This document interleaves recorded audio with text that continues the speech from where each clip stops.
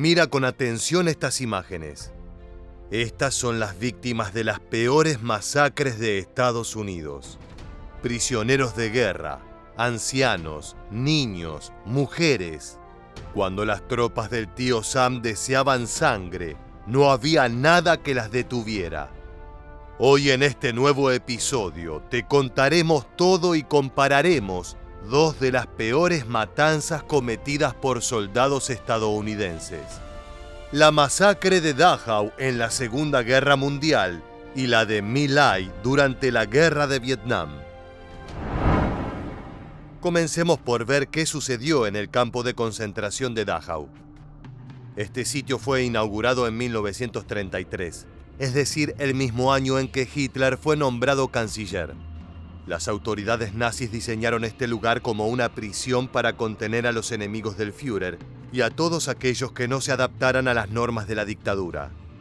Las SS eran quienes gobernaban el sitio a sangre y fuego, al punto tal de que tenían permiso para humillar, abusar, torturar y asesinar a quien se les diera la gana. Solo unos pocos se atrevieron a enfrentarse a ellos. Escuchemos el testimonio de un sobreviviente de Dachau que se atrevió a desafiar al mismísimo Josef Mengele, uno de los dirigentes del campo, y afortunadamente vivió para contarlo. Josef Mengele was personally selecting older boys to work in the Dachau camp. I wasn't big enough to be selected, but when Mengele wasn't looking, I slipped into the older boys group. That is the proudest moment of my life, knowing that I cheated the angel of death. Hacia 1945, la maldad del Tercer Reich estaba a punto de terminar, pero los nazis todavía tenían planeada una última tanda de aberraciones. Mientras sus enemigos se adentraban en territorio alemán, los administradores de los campos de concentración ordenaron eliminar las evidencias de los crímenes que habían sucedido allí. Esto implicaba evacuar a los prisioneros para que no fueran descubiertos por los aliados. Los jerarcas nazis eran conscientes de que la guerra estaba perdida y que lo único que les quedaba por hacer era borrar sus huellas para que los vencedores no los enjuiciaran y condenaran a muerte por todo el sufrimiento y horror que causaron. En abril de 1945, las autoridades de Dachau dieron inicio a las infames marchas de la muerte. Los reclusos fueron obligados a caminar a pie durante decenas de kilómetros, emprendiendo una retirada hacia las zonas que aún estaban en manos de los alemanes. Otros miles de internos fueron forzados a subirse a un tren para ser trasladados. Los vagones eran diminutos y las personas estaban hacinadas en su interior sin poder moverse ni respirar bien. Pronto el hambre, la sed y el calor hicieron efecto y se cobraron la vida de aproximadamente 2.000 internos. Los nazis no se dignaron a darle un entierro digno a las víctimas, sino que dejaron los cuerpos dentro de los vagones en medio de las vías del ferrocarril. Días después, la División 45 de Infantería del Ejército de los Estados Unidos llegó a las inmediaciones de Dachau. No eran conscientes de que estaban a punto de hacer el hallazgo más horrorífico de sus vidas. Al divisar los vagones, les llamó la atención el desagradable olor que provenía de su interior. De acuerdo a los testigos, era el aroma de la putrefacción, que se asemejaba al hedor del pelo quemado. Con una mezcla de temor, curiosidad y asco, abrieron las compuertas del tren y se encontraron con una escena espeluznante. Los cadáveres estaban amontonados en su interior, delgados como esqueletos, luego de haber pasado años de hambre y con el rostro cruzado por una expresión de dolor. Por aquel entonces, los soldados norteamericanos, en su mayoría, no eran conscientes de lo que sucedía dentro de los campos de concentración, por lo que esta imagen fue un auténtico shock que dejó a muchos al borde de un ataque de pánico. Como vemos en este testimonio de un sobreviviente, su sorpresa fue similar al ver cómo estaban los prisioneros vivos. Then you saw the soldiers marching in, and they were so shocked to see us, and what conditions and what we looked like. They felt so bad about it. They felt sorry for us. Many of them handed us cans of Spam. At that time, I didn't know what Spam was. And those kids didn't have can openers. They ripped those cans open like this and they stuck it in their mouth. And En el interior de Dachau había quedado una centena de guardiacárceles de las SS custodiando a los 30.000 prisioneros que no fueron evacuados. Los nazis se presentaron ante los estadounidenses con las manos en alto, manifestando sus intenciones de entregarse como prisioneros de guerra. Estaban exhaustos y lo último que deseaban era combatir una batalla que estaba perdida desde el inicio. Es en este punto donde las tropas estadounidenses se dejaron llevar por la furia y desencadenaron una masacre. Quien la inició fue el teniente Bill Walsh, quien obligó a un grupo de 4 alemanes a acompañarlo hasta las vías del tren, donde estaban los vagones llenos de cadáveres. Al llegar al tétrico escenario, los forzó a contemplar los horrores que habían cometido. A continuación, tomó su pistola y abrió fuego contra ellos. Los germanos quedaron tendidos en el suelo, retorciéndose del dolor en un charco de sangre, pero nadie vino a ayudarlos. Por el contrario, el único norteamericano que se acercó lo hizo con un rifle en las manos. Les apuntó a la cabeza y uno por uno les dio el tiro de gracia. Ya nada podría detener el festival de violencia. Al regresar al campo, Walsh detuvo a 50 hombres de las SS y ordenó que fueran puestos contra una pared. Sus subordinados se encargaron de vigilarlos atentamente, con las manos en las armas por si las dudas. De pronto una voz se alzó entre el gentío y rompió el tenso silencio que reinaba. Se trataba de un estadounidense que gritó que los alemanes estaban tratando de escapar. Acto seguido disparó con su ametralladora hacia los prisioneros. El resto de la tropa lo imitó por acto reflejo. Es difícil saber qué es lo que pensaban en ese momento. Quizás estaban en shock y no eran plenamente conscientes de sus actos, o tal vez estuvieran canalizando todo lo que habían sufrido en la guerra mediante esta carnicería. Incluso es posible que simplemente quisieran vengar a las víctimas de Dachau y que creyeran que la sangre solo podía pagarse con sangre. La única certeza es que durante unos segundos no se escuchó otra cosa que las ráfagas de fuego. Las balas atravesaron a los alemanes y los arrojaron al suelo. Cuando un oficial se acercó y exigió que frenaran la masacre, había 17 muertos y decenas de heridos. Sin embargo, la matanza no terminó aquí. Ese mismo día, los estadounidenses descubrieron a 10 alemanes refugiados en el interior de una torre de vigilancia. Más adelante, los norteamericanos dijeron que uno de ellos escondía una pistola detrás de la espalda y que por esta razón se vieron obligados a disparar. Los germanos fueron abatidos por las ametralladoras, pero lo cierto es que no solo las tropas del tío Sam ardían en deseos de venganza. Al mismo tiempo que todo esto ocurría, los reclusos liberados de Dachau fueron en busca de los capos, guardias y administradores más odiados. Los molieron a golpes, los trituraron con picas y les abrieron la cabeza con piedras y palas. En ocasiones eran los propios norteamericanos los que les proporcionaban armas a los internos para que se desquitaran sobre los guardias de las SS. Los especialistas estiman que en total perecieron unos 50 alemanes. Cuando los altos mandos del ejército de Estados Unidos se enteraron del crimen cometido por sus hombres, inmediatamente abrieron una investigación. No obstante, al momento de declarar, los perpetradores se mantuvieron firmes en su versión de que los germanos habían intentado fugarse, por lo que la carnicería habría sido su culpa. Finalmente, los jueces concluyeron que los asesinos habían actuado bajo un estado de emoción alterada, por lo que sus crímenes eran comprensibles, aunque no justificables. De esta manera, ninguno de los verdugos de Dachau fue condenado. Saltemos en el tiempo y veamos ahora qué sucedió en My Lai, otra de las acciones más terribles del ejército norteamericano. En el año 1968, Estados Unidos llevaba 3 años combatiendo en la guerra de Vietnam. Este conflicto era muy diferente a los anteriores que había librado, ya que en esta ocasión no luchaba contra un ejército regular, sino contra guerrilleros.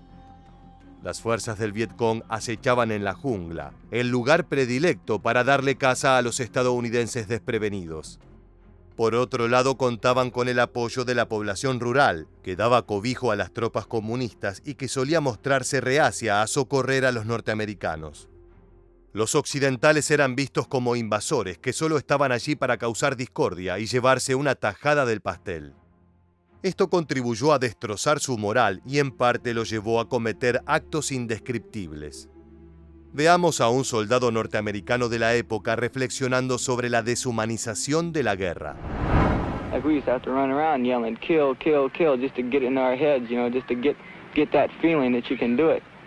But actually, when it come down to it, and you shoot somebody for the first time, you think about it, you think, you took another human life. But then you think that it's war, and that's the only thing that you could do, and it's either you or them. El 18 de marzo de 1968, los hombres del tío Sam estaban en medio de una misión para destruir al 48º Batallón del Vietcong, una de las unidades militares que había protagonizado la ofensiva del Tet. En esta maniobra, los comunistas habían atacado las principales ciudades de Vietnam del Sur, brindándole un duro golpe a sus enemigos. Sin embargo, las cosas habían cambiado. Los estadounidenses habían tenido tiempo para reorganizarse y ahora estaban en busca de venganza.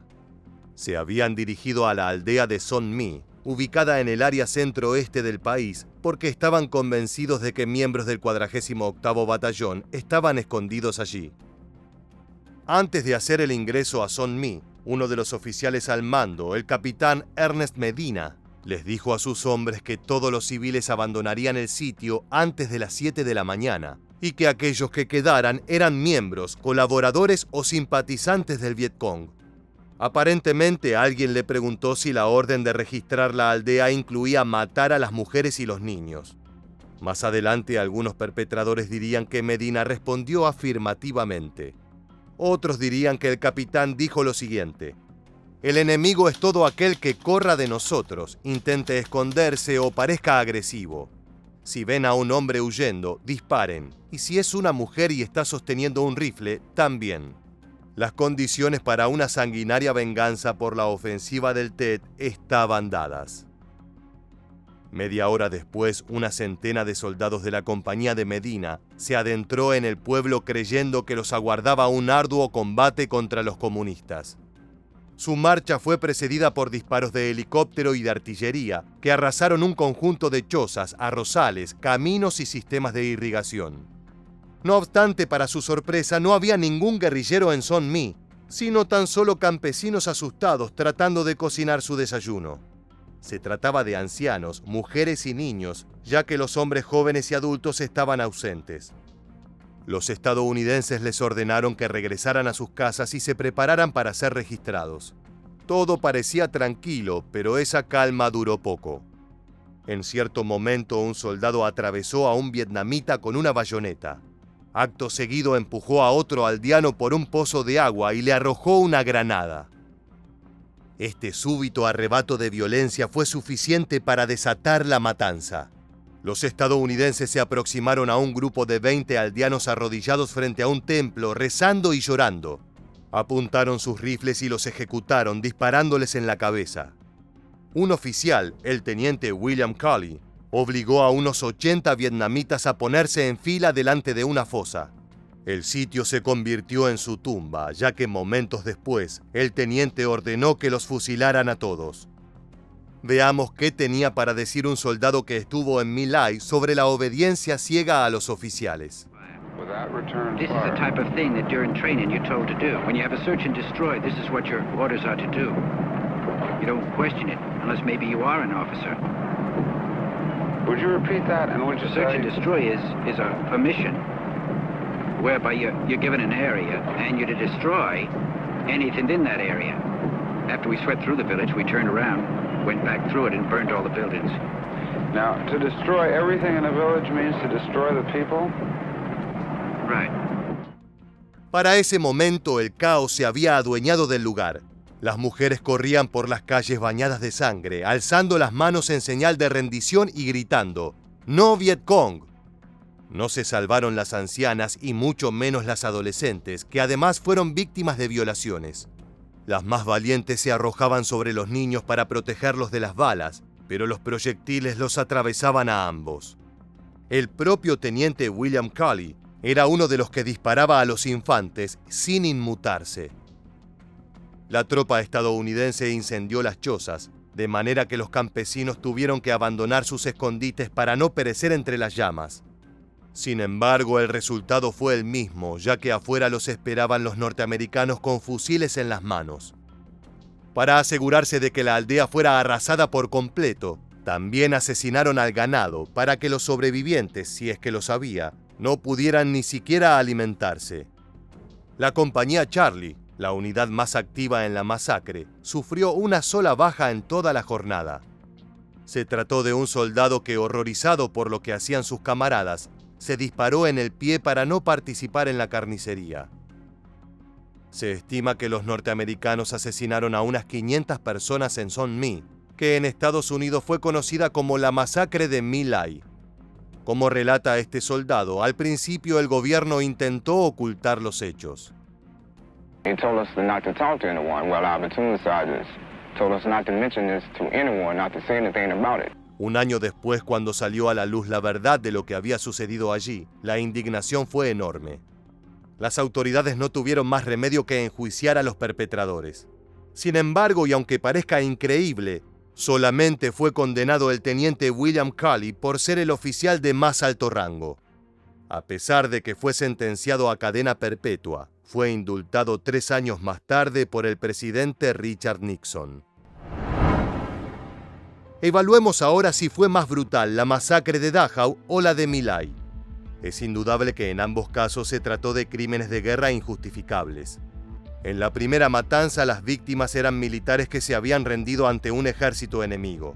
De acuerdo a las leyes internacionales, debía otorgárseles protección y buen trato. A pesar de ello, las tropas norteamericanas se dejaron llevar por el shock de los vagones repletos de cadáveres y los acribillaron. Las víctimas fueron alrededor de 50 alemanes. Aunque es imposible calcular el valor de la vida humana, en My Lai fueron asesinadas 10 veces más personas. Por otro lado, quienes perecieron en Vietnam no estaban envueltos en las acciones militares. Eran tan solo campesinos que se vieron involucrados en el conflicto bélico de la noche a la mañana.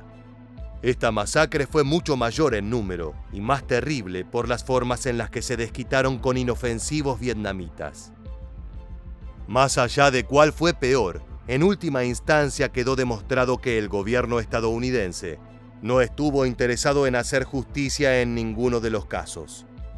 Los perpetradores se salieron con la suya y vivieron muchos años más sin pagar por las consecuencias de sus despreciables crímenes. En la actualidad, las víctimas solo han conseguido justicia a través de la memoria popular, que recuerda a estos hechos como 2 de las matanzas más perversas de las Fuerzas Armadas de los Estados Unidos. Llegamos al final del video. Déjanos tu comentario en la bandeja de aquí debajo y no olvides suscribirte a nuestro canal para conocer muchos más sucesos militares que dejaron su huella en la historia.